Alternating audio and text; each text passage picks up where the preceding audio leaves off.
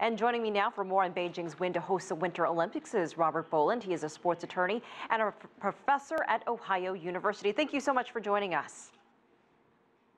Thank you, Elaine. Appreciate it. What's your reaction to this close vote? It was 44-40 with Beijing coming out on top. Well, Beijing had a very ambitious plan, and I think in no small measure was helped by the fact that they had so successfully hosted the 2008 Olympic Games, Summer Olympic Games. So that recent memory was helpful. It was also a little bit of a detriment, and it was also a little bit of a detriment that Korea is hosting the 2018 Games because the IOC typically likes to spread its events around the world. So that may explain the close vote with the Kazakhstan candidate city as well. But I think Beijing was very much the front runner and has put forward a very, very ambitious plan that both reuses existing venues and produces new synergies. You mentioned the 2008 Summer Games. What lessons do you think can be learned from that experience and then be used for the upcoming 22 Winter Games? Well, it's very interesting. I think most people in the West, and certainly Americans and Europeans would say that that was really the first point of major contact with understanding modern China. And for many, it was as successful an event as anyone could put on. I think some of the synergies that you'd like to take away are the reuse of Olympic facilities, and then also environmental and recreational and public health outcomes. So those are the goals of the IOC, and I think China, having been through this once before, Beijing is now poised to actually recapture more of that this time than they were from the Summer Games. Robert, one of the big concerns during this whole process with Beijing is the use of artificial snow.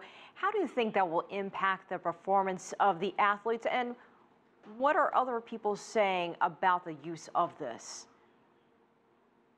Well, Beijing and Zhangzhou have a very ambitious plan to create new venues and new resorts, but we've seen artificial snow in some form or another at use in a lot of more of the Winter Olympic Games, because they're usually held now in more summery destinations, and either put their alpine and winter events away from that destination with long travel distances, or use refrigeration and artificial snow. So I think modern technology allows people to do it very effectively.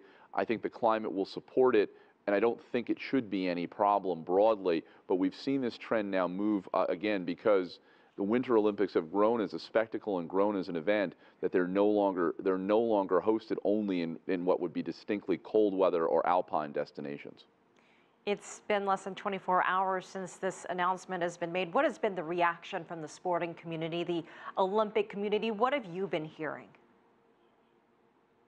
Well, this is a very interesting moment, because the Winter Games, after the cost that Sochi took on in the last round of them, had bidders drop out. And I think the idea that Beijing can come in, very successfully host this, and certainly have the possibility to very successfully host this, can revitalize the Winter Games in the way that Los Angeles, as the only bidder for the 1984 Summer Games, in many ways saved the Olympic movement in a moment of crisis.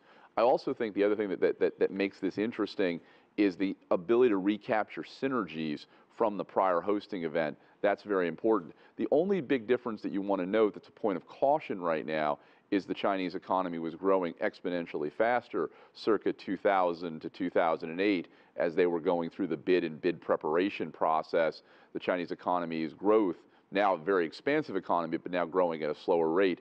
And historically, we see that fast-growing economies can more easily absorb the cost of infrastructure projects that are necessary to bring the Olympics to fruition. So that may be a difference circa 2022 than 2008. All right, Robert Boland, thank you so much for joining us from Athens, Ohio.